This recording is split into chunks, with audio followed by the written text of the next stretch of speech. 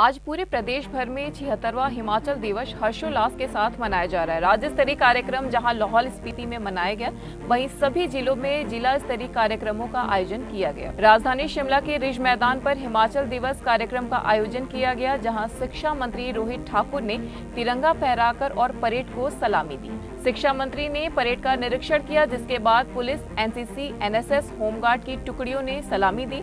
इसके अलावा विभिन्न स्कूलों के छात्रों द्वारा सांस्कृतिक कार्यक्रम भी प्रस्तुत किए गए। साथ ही छात्रों द्वारा नुक्कड़ नाटक के माध्यम से नशे को लेकर भी लोगों को जागरूक किया गया।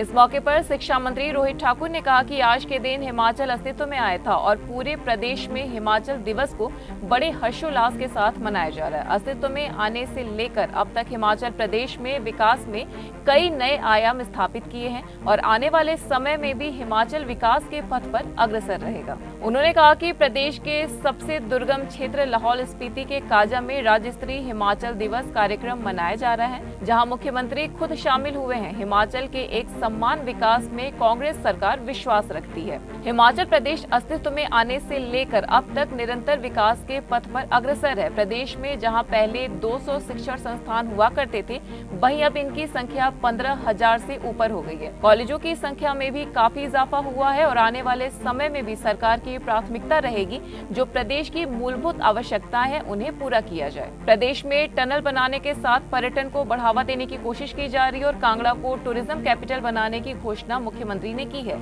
इसके अलावा प्रदेश में 4 लाइन प्रोजेक्ट को तेजी से आगे बढ़ाने के साथ हेलीपोर्ट बनाने पर भी काम किया जा रहा है। उन्होंने कहा कि मुख्यमंत्री सुक्खू नई सोच के साथ आगे बढ़ रहे हैं। हालांकि पूर्व सरकार द्वारा प्रदेश को कर्ज में डुबोया गया है। डबल इंजन का राग अलापने वाली भाजपा प्रदेश पर 75,000 करोड़ के ऋण और 11,000 करोड़ की देनदारियां छोड़कर गई है।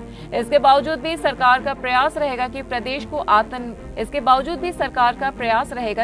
को आत्मनिर्भर बनाने के साथ ही कर्ज के चक्कर से बाहर लाया जाए। इसी के साथ सरकार आय के साधनों को बढ़ाने पर काम करेगी। News desk N one live, byte Rohit Thakur. आज हम सभी हिमाचलियों के लिए हर्ष का विषय है, एक पावन दिवस है और आज मैं समझता हूँ हमारा प्रदेश 76वां जो हमारे को एक अस्तित्व के रूप में, एक अलग राजनीतिक इकाई के रूप में हम पूरे भारतवर्ष के मानचित्र में आए थे। आज का दिवस हम सब के लिए बहुत ही पावन है और साथ ही साथ माननीय मुख्यमंत्री का कार्यक्रम हमारे जो सबसे दुर्गम जिला है लाहौल स्पीति में है और वहाँ पर जाना एक मैं समझता हूँ एक संकेत है कि हमारी सरकार एक सर्वत्र हिमाचल के सर्वत्र विकास में विश्वास रखती है। एक समान दृष्टिकोण के साथ विकास हो, चाहे वो हमारे लाहौल स्पीति की बात आती, चाहे जिला शिमला की बात आती, मंडी की बात आती है और इन्हीं बातों को लेकर हमारा ये कार्यक्रम आज लाहौल स्पीति में रखा गया है। मैं समझता हूँ चाहे शिक्षा क्षेत्र की बात हो, चाहे अन्य क्षेत्रों की बात हो, जो आपके पैरामीटर्स है विकास के मानक होते हैं, उसमें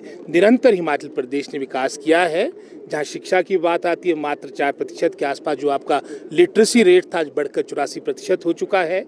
जहाँ नाम मात्र आपके 200 के आसपास आपके शिक्षण संस्थान थे, आज 15,000 से ऊपर है। एक मात्र कॉलेज था, अब 147 कॉलेज हमारे गवर्नमेंट अंडरटेकिंग के कॉलेजेस और वर्तमान में भी हमारा जो फोकस रहेगा, क्योंकि शिक्षा हमारी मूलभूत आवश्यकता है, वो क्वालिटेटिव एजुकेशन मिले, जॉब बेस्ड एजुकेशन मिले, इन्हीं बातों को लेकर हमारी वचनबद्धता रहेगी। मैंने अपने संबोधन में भी कहा जहाँ हमारी सरकार की प्राथमिकता रहेगी जो हमारे प्रदेश की मूलभूत आवश्यकता है। हालांकि हमारा दुर्गम पहाड़ी क्षेत्र है, उसके बावजूद भी चाहे वो सड़कों की बात हो, आज हमारी सरकार टनल्स की ओर सोच रही है।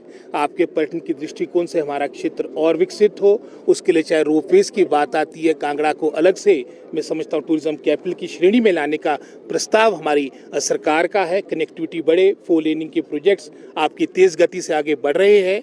एयरपोर्ट का प्रोजेक्ट, चाहे वो हमारा कांगड़ा की बात हो, मंडी की बात हो, शिमला की बात हो, इन सभी बातों को लेके, हेलीपोर्ट्स को लेके एक सोच के साथ हमारी सरकार, सुखविंदर सिंह सुक्खू जी की सरकार निरंतर प्रयास कर रही है।